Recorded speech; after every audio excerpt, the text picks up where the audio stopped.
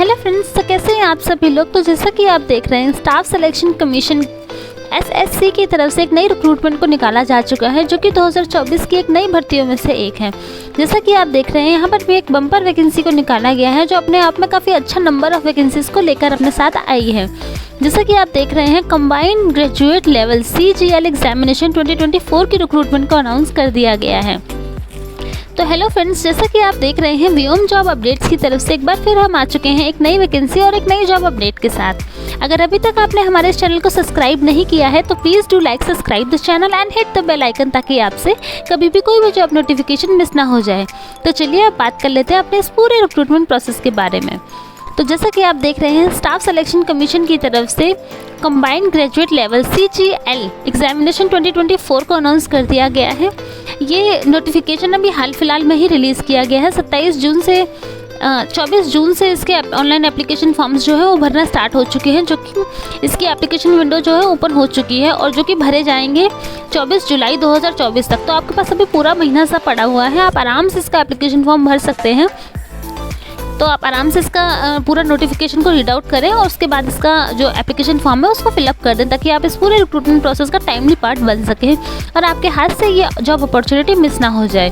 तो जैसा कि आप देख रहे हैं, इसकी जो इंपॉर्टेंट डेट्स हैं वो मैं आपको बता चुकी हूँ। 24/6/2024 से इसके एप्लीकेशन फॉर्म्स भरना स्टार्ट हो चुके हैं और लास्ट डेट जो रखी गई है वो 24 जुलाई 2024 रखी गई है। पूरा एक महीने का आपको यहाँ पर टाइम मिल रहा है। आइए बात कर लेते हैं इस पूरे रिक्रूटमेंट प्रोसेस के बारे में। Eligibility, post information, selection procedure, पे स्केल, अदर सारी डिटेल्स की बात कर लेते हैं। तो जैसा कि आप देख रहे हैं, स्टाफ सिलेक्शन कमीशन की तरफ से इस रिक्रूटमेंट को निकाला गया है, जो कि कंबाइंड ग्रेजुएट लेवल CGL की एक नई पोस्ट है। आइए बात कर लेते हैं अदर इंपॉर्टेंट डिटेल्स के बारे में। तो जैसा कि आप देख रहे हैं, इंपॉर्टेंट डेट्स की बात करें तो इसका ऑनलाइन एप्लीकेशन फॉर्म्स भरना स्टार्ट हो चुका है 24/6/2024 से, मींस 24 जून 2024 से, और लास्ट डेट जो रखी गई है वो 24 जुलाई 2024 रखी गई है। रात 11 बजे तक आप इसके फॉर्म्स भर सकते हैं। 11:01 पर भी आप इसके फॉर्म्स जो हैं वो नहीं फिल कर पाएंगे। सिर्फ 11 बजे तक ही आप इसके ऑनलाइन एप्लीकेशन फॉर्म्स को भर सकते हैं। ये अपने टाइम के बहुत पाबंद होते हैं, इसलिए मैं कहूँगी 11 बजे से पहले ही अपना एप्लीकेशन फॉर्म फिलअप कर दीजिएगा, क्योंकि 1 मिनट की देरी से भी आपका जो फॉर्म है वो रिजेक्ट हो सकता है। आइए अब बात कर लेते हैं कि आपको ऑनलाइन जो पेमेंट है वो कब तक करनी है। तो पेमेंट के लिए उन्होंने नेक्स्ट डे तक का टाइम दिया हुआ है। आप 25 जुलाई तक अपनी जो पेमेंट है वो कर सकते हैं। मतलब 24 तारीख तक आपको आपका फॉर्म सबमिट कर देना है और 25 तारीख को आप अपना पेमेंट भी कर सकते हैं। एक दिन का इन्होंने एक्स्ट्रा टाइम दिया है पेमेंट के लिए। अगर ऑनलाइन एप्लीकेशन फॉर्म में आपसे कहीं कोई गलती हो जाती है, कोई करेक्शन हो जाती है, तो करेक्शन डेट भी इन्होंने पहले से ही बता रखी है, जो कि करेक्शन विंडो आपकी 2 दिन के लिए ओपन रहेगी, 10 और 11 अगस्त के लिए। अगर आपसे ऑनलाइन एप्लीकेशन फॉर्म में कोई गड़बड़ी हो जाती है तो आप 10 और 11 अगस्त को उसको ठीक कर सकते हैं। बाकी यहाँ पे एग्ज़ाम्स बताए गए हैं। यहाँ 2 एग्ज़ाम्स आपके करवाए जाएंगे, जिसको टियर 1 और टियर 2 के नाम से जाना जाता है। टियर 1 आपका सितंबर अक्टूबर में होगा, 2024 में ही सितंबर अक्टूबर में होगा, और इसके जो एडमिट कार्ड हैं वो बिफोर एग्जामिनेशन अवेलेबल करवा दिए जाएंगे। जितने ही बच्चे टियर 1 को क्लियर करेंगे, उसके बाद दिसंबर में उनका टियर 2 का एग्ज़ाम करवाया जाएगा, उसके भी एडमिट कार्ड आपको बिफोर एग्जामिनेशन अवेलेबल करवा दिए जाएंगे। आइए बात कर लेते हैं एप्लीकेशन फ़ीस की। यहाँ एप्लीकेशन फ़ीस काफ़ी कम है, तो आप सभी इसका पार्ट बन सकते हैं। जैसा कि आप देख रहे हैं, जनरल, OBC और EWS कैंडिडेट के लिए 100 रुपीज़ की यहाँ पे एप्लीकेशन फ़ीस रखी गई है। बाकी SC, ST और फिजिकल हैंडीकैप कैटेगरी के जो भी कैंडिडेट्स हैं उन सभी के लिए यहाँ कोई भी कैसी भी फ़ीस नहीं रखी गई है, और सभी कैटेगरी की फीमेल्स को भी यहाँ पर एग्जेम्प्ट किया गया है। उनको भी किसी भी तरीके की कोई फ़ीस नहीं देनी है। तो जनरल वालों के लिए भी काफ़ी कम फीस है, 100 रुपीज़, और बाकी जनरल वालों के लिए, OBC और EWS वालों के लिए सिर्फ 100 रुपीज़ की एप्लीकेशन फ़ीस है। बाकी किसी भी कैटेगरी के कैंडिडेट को कोई भी फ़ीस देने की ज़रूरत नहीं है। बाकी यहाँ पर आपकी करेक्शन, अगर आप एक बार करेक्शन करवाते हैं अपनी एप्लीकेशन फॉर्म में, तो आपको 200 रुपये की एप्लीकेशन फ़ीस, मतलब 200 रुपये का जो फ़ीस है वो सबमिट करना होगा। उसके बाद आप करेक्शन कर सकते हैं। अगर दोबारा आपको फिर से कोई करेक्शन करानी है तो आपको 500 रुपये की पेनल्टी देनी होगी। उसके बाद आप इसका जो सेकेंड टाइम में जो करेक्शन है वो कर सकते हैं। तो कोशिश कीजिएगा ये आप 500 और 200 क्यों एक्स्ट्रा दें, जब एप्लीकेशन फ़ीस अपने आप में ही 100 रुपीज़ है, तो आप करेक्शन करके क्यों 200 या 500 रुपये एक्स्ट्रा दें। तो आप एक बार में ही अपना जो एप्लीकेशन फॉर्म है वो सही से फिलअप कीजिएगा। बाकी आपको पेमेंट ऑफ फीस कैसे करनी है तो वो आप थ्रू नेट बैंकिंग, आप ऑनलाइन पोर्टल को, किसी भी ऑनलाइन पोर्टल को यूज़ करके कर सकते हैं। Debit card, credit card, net banking, UPI, किसी भी ऑनलाइन पोर्टल को यूज़ करके आप अपनी एप्लीकेशन फ़ीस को भर सकते हैं। आइए बात कर लेते हैं एज लिमिट के बारे में। तो जैसा कि इन्होंने क्लियरली अपनी नोटिफिकेशन में मेंशन किया है, आपको आपकी जो एज लिमिट है वो, आपकी जो एज है वो आपको 1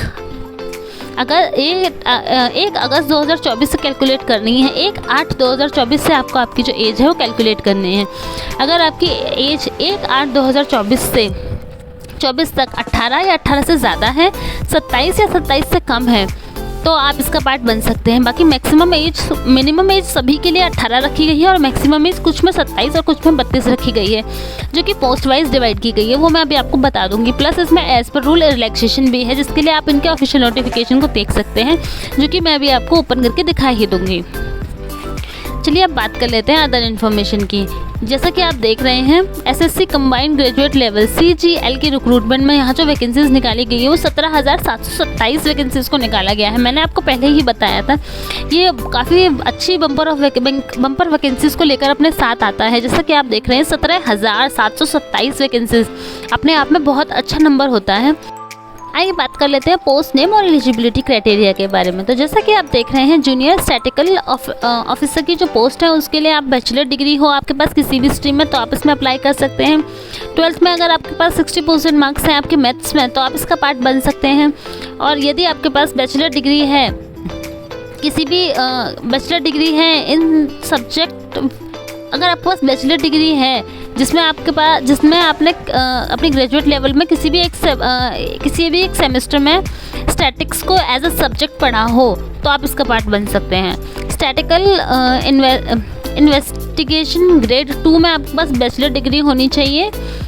एनी सब्जेक्ट जिसमें मतलब बैचलर डिग्री होनी चाहिए, वही सेम चीज़ बताई गई है कि आपके पास बैचलर डिग्री में आपने एज अ सब्जेक्ट स्टैटिक्स को पढ़ा हुआ हो, तो आप इसका पार्ट बन सकते हैं। Research assistant in national human rights commission NHRC में अगर आप अप्लाई करना चाहते हैं रिसर्च असिस्टेंट के लिए, तो इसके लिए आपके पास सिर्फ आपके पास रिकॉग्नाइज बोर्ड से बैचलर की डिग्री होनी चाहिए।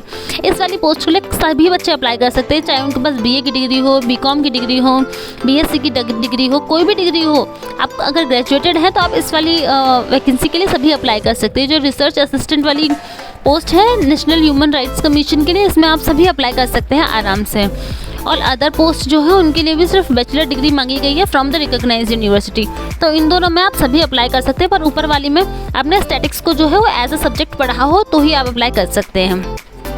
आइए अब बात कर लेते हैं डिपार्टमेंट वाइज जो पोस्ट डिटेल्स हैं किस तरीके से रहने वाली है। बाकी यहाँ आपका जो पे स्केल है वो पे स्केल लेवल 7 का होने वाला है, जिसमें आपकी 44,900 से लेके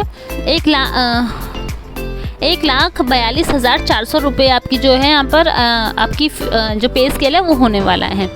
असिस्टेंट सिलेक्शन ऑफिसर ASO के लिए ASO का जो आपका डिपार्टमेंट होने वाला है वो सेंट्रल सेक्रेटरीट सर्विस में आपकी जो एज लिमिट है वो 20 से 30 रखी गई है।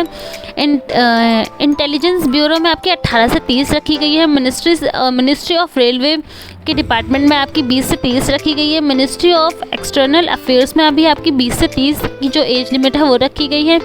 AFHQ में भी 20 से 30 रखी गई है। मिनिस्ट्री ऑफ इलेक्ट्रॉनिक्स में भी आपकी 18 से 30 साल की एज लिमिट रखी गई है। आइए बात कर लेते हैं अदर की।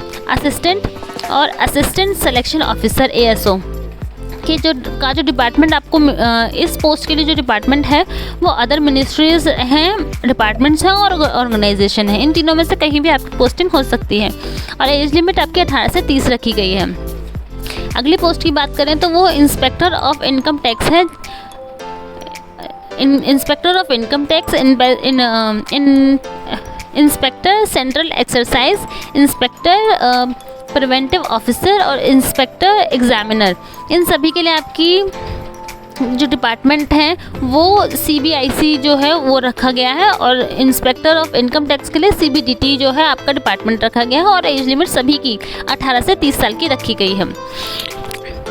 असिस्टेंट इन्फोर्समेंट ऑफिसर के लिए AEO के लिए आपकी directorate of enforcement department of revenue आपका डिपार्टमेंट होने वाला है। 18 से 30 साल की एज है। सब इंस्पेक्टर SI के लिए आपका सेंट्रल ब्यूरो आपका वो सीबीआई में सीबीआई आपका डिपार्टमेंट होने वाला है और 20 से 30 साल की आपकी एज लिमिट रखी गई है। इंस्पेक्टर की पोस्ट के लिए आपका जो है department of post ministry of communication होने वाला है। 18 से 30 साल की आपकी एज रखी गई है। इंस्पेक्टर के लिए आपकी central bureau of narcotics ministry of finance आपका डिपार्टमेंट्स हो सकते हैं और 18 से 30 साल की इसमें एज रखी गई है। आइए अब देख लेते हैं हम लेवल 6 की जो वैकेंसीज है उनके बारे में, जिसकी सैलरी जो है 35,400 से लेके 1,12,400 रहने वाली है। पोस्ट नेम की बात करें तो जैसा कि आप देख सकते हैं असिस्टेंट सिलेक्शन ऑफिसर एएसओ के लिए आपकी अदर मिनिस्ट्रीज डिपार्टमेंट और ऑर्गेनाइजेशन में आपकी जॉब हो सकती है और 18 से 30 साल की एज रखी गई है। एग्जीक्यूटिव असिस्टेंट के लिए आपकी सीबीआईसी की आपका डिपार्टमेंट होने वाला है और 18 से 30 साल की एज रखी गई है। रिसर्च असिस्टेंट के लिए आपकी नेशनल ह्यूमन राइट्स कमीशन आपका डिपार्टमेंट होने वाला है और 18 से 30 साल की आपकी एज रखी गई है। डिविजनल अकाउंटेंट के लिए आपके ऑफिसर्स अंडर C&AG आपका डिपार्टमेंट होने वाला है और 18 से 30 साल की आपकी एज रखी गई है। सब इंस्पेक्टर SI के लिए नेशनल इन्वेस्टिगेशन एजेंसी NIA आपका डिपार्टमेंट होने वाला है और 18 से 30 साल की आपकी एज रखी गई है। Sub inspector SI junior intelligence officer JIO के लिए आपकी नैरेटिक्स कंट्रोल ब्यूरो आपका डिपार्टमेंट होने वाला है और 18 से 30 साल की आपकी एज रखी गई है। जूनियर स्टैटिकल ऑफिसर JSO के लिए आपकी ministry of statics and programmes implementations आपका डिपार्टमेंट होने वाला है और 18 से 32 साल की इसमें एज लिमिट रखी गई है। इसमें सबसे ज़्यादा एज लिमिट रखी गई है 18 से 32 साल की। आइए अब देख लेते हैं पे लेवल 5 की बात कर लेते हैं, उसमें कौन कौन सी पोस्ट निकाली गई है और क्या इसकी सैलरी रहने वाली है। तो जैसा कि आप देख रहे हैं 29,200 से स्टार्ट होकर इसकी सैलरी जो है 92,300 तक जा सकती है। आइए अब बात कर लेते हैं पोस्ट नेम की। पोस्ट नेम आपका ऑडिटर का, यहाँ ऑडिटर की आपकी पोस्ट है जिसमें आपका डिपार्टमेंट जो है वो ऑफिस अंडर C&AG होने वाला है। 18 से 27 साल की आपकी एज रखी गई है। और अब नेक्स्ट की बात कर लेते हैं। जैसे कि आप देख रहे हैं अकाउंटेंट की नेक्स्ट पोस्ट है जिसमें आपका ऑफिस अंडर C&AG रखा गया है, जिसको कंट्रोलर जनरल ऑफ अकाउंट्स बोलते हैं, जिसमें आपकी 18 से 27 साल की एज रखी गई है। अकाउंटेंट या फिर जूनियर अकाउंटेंट की जो पोस्ट है उसके लिए अदर मिनिस्ट्रीज डिपार्टमेंट वगैरह वो सब रखे गए हैं, तो यहाँ आपकी पोस्ट हो सकती है, पोस्टिंग हो सकती है और 18 से 27 साल की आपकी एज रखी गई है। SSC CGL पे लेवल 4 की बात कर लेते हैं। यहाँ पर आपकी जो सैलरी रहने वाली है वो 25,500 से स्टार्ट होकर 81,100 रुपीज़ की आपकी जो सैलरी है वो रहने वाली है। पोस्ट नेम की बात करें तो पोस्टल असिस्टेंट PA की आपकी यहाँ पर पोस्ट नेम है और डिपार्टमेंट जो है वो आपका department of post ministry of communication हो सकता है और 18 से 27 साल की आपकी एज लिमिट रखी गई है। सीनियर सेक्रेटरीट असिस्टेंट SSA के लिए आपकी अपर डिवीज़न क्लर्क होते हैं ये, उनके लिए आपका सेंट्रल गवर्नमेंट ऑफिसर मिनिस्ट्रीज़ रखी गई। मिनिस्ट्रीज़ में आपके जो अदर डिपार्टमेंट्स होते हैं वहाँ आपकी पोस्टिंग हो सकती है और 18 से 27 साल की आपकी एज रखी गई है। सीनियर एडमिनिस्ट्रेटिव असिस्टेंट SAA जो है ये आपकी नई पोस्ट है जिसमें आपकी military engineering service ministry of defence में डिफेंस आपका डिपार्टमेंट हो सकता है और 18 से 27 साल की आपकी एज रखी गई है। टैक्स असिस्टेंट में आपके CBIC या फिर CBDT में आपका डिपार्टमेंट हो सकता है। इन दोनों में से कोई भी एक आपका डिपार्टमेंट हो सकता है और 18 से 27 साल की आपकी एज लिमिट रखी गई है। अगर आप इस एज लिमिट में आते हैं तो आप इसमें अप्लाई कर सकते हैं। सब इंस्पेक्टर SI के लिए आपका central bureau of narcotics ministry of finance आपका डिपार्टमेंट हो सकता है और 18 से 27 साल की आपकी एज लिमिट रखी गई है। तो यह आपकी सारी पोस्ट नेम थी, डिपार्टमेंट्स थे और एज लिमिट थी।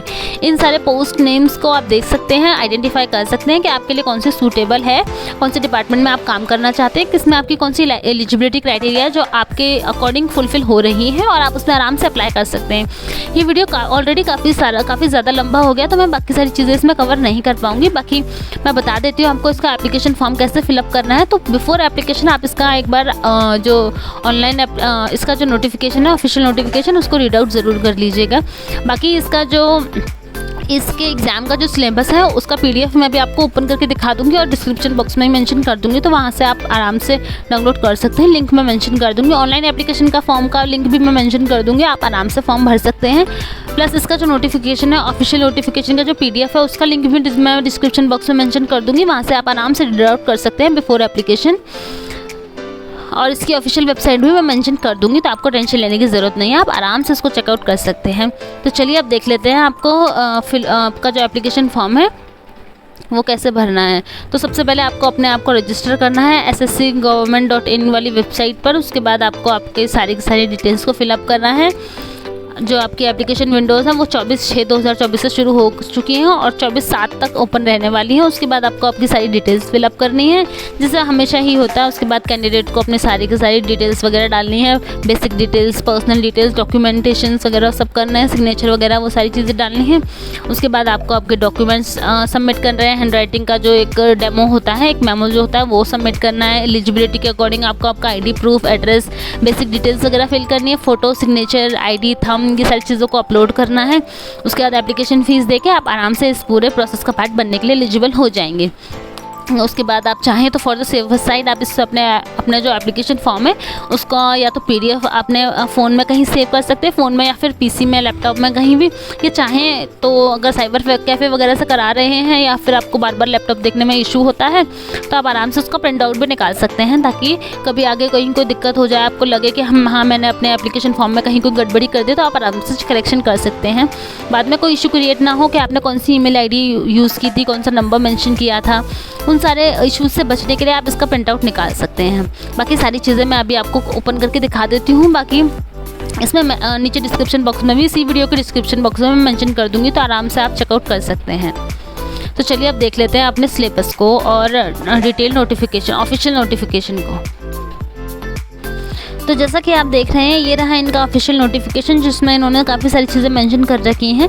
मैं इसको रीड आउट नहीं करने वाली क्योंकि ये वीडियो ऑलरेडी काफ़ी बड़ा हो चुका है और ज़्यादा बड़ी हो जाएगी। तो जैसा कि आप देख सकते हैं यहाँ इन्होंने काफ़ी सारी डेट्स मेंशन कर रखी हैं कि कब से कब तक इनका ऑनलाइन एप्लीकेशन फॉर्म स्टार्ट होने वाला है। इन्होंने एग्जाम डेट भी मेंशन कर रखी है, कंप्यूटर बेस्ड आपका एग्जाम होने वाला है। फर्स्ट एग्जाम जो है Tier 1 वो सितंबर-अक्टूबर में होगा और लास्ट वाला जो सेकेंड वाला है वो दिसंबर में होने वाला है। ये सारी चीज़ें इन्होंने मेंशन कर रखी हैं। आप चाहें तो इसको पॉज करके भी रीड आउट कर सकते हैं या फिर PDF को ओपन करके भी आप आराम से रीड कर सकते हैं। काफ़ी बड़ा PDF है ये, तो आप आराम से इसको चेकआउट कर सकते हैं।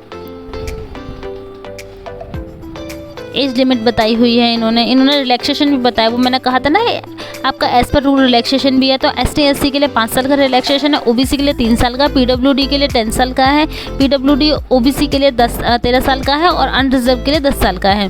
PWD कैंडिडेट्स जो हैं वो जो SC और ST कैटेगरी के लिए हैं उनके लिए 15 साल का, एक्स सर्विस मैन के जो कैंडिडेट्स हैं उनके लिए 3 साल का एक्सपीरियंस है। डिफेंस में जो है उनके लिए भी 3 साल का है और जो फॉरेन कंट्री के हॉस्टाइल वगैरह हैं उनके लिए 8 साल का है।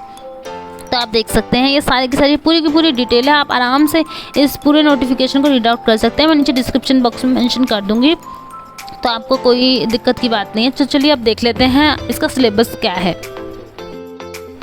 तो जैसा कि आप देख रहे हैं ये आपका Tier 1 और Tier 2 का जो है आपका सिलेबस रहने वाला है।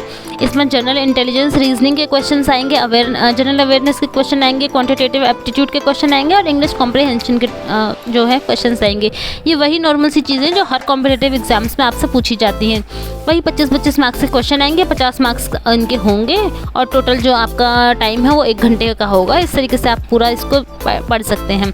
फिर ये Tier 2 का एग्ज़ाम है जिसमें मॉड्यूल 1 और मॉड्यूल 2 से 2 में 2 पार्ट्स में आपका डिवाइड होगा। ये मतलब एक ही पेपर में 2 पार्ट्स में डिवाइड होगा, तो आपको इसका देखना होगा, इसको मतलब आंसर करना होगा। जो बच्चे Tier 1 को क्लियर करेंगे उनके लिए Tier 2 होगा। तो ये आप पूरा सिलेबस है, आप रीड आउट कर सकते हैं आराम से। बाकी सारी चीज़ें मैं नीचे डिस्क्रिप्शन बॉक्स में मेंशन कर दूंगी, आप आराम से चेकआउट कर सकते हैं। बाकी और भी आपको कोई इशू हो तो आप मुझे आराम से कमेंट कर सकते हैं या फिर मेरी जो Instagram ID आ रही है वहाँ मुझे मैसेज वगैरह कर सकते हैं। मैं कोशिश करूँगी टाइमली आपको रिप्लाई कर सकूँ। बाकी अगर आपको हमारा वीडियो अच्छा लगा हो तो please do like, subscribe the channel and hit the bell icon, ताकि आपसे कभी भी कोई भी जॉब नोटिफिकेशन मिस ना हो जाए। And thanks for watching. तो चलिए अब मिलते हैं अपने नेक्स्ट वीडियो में।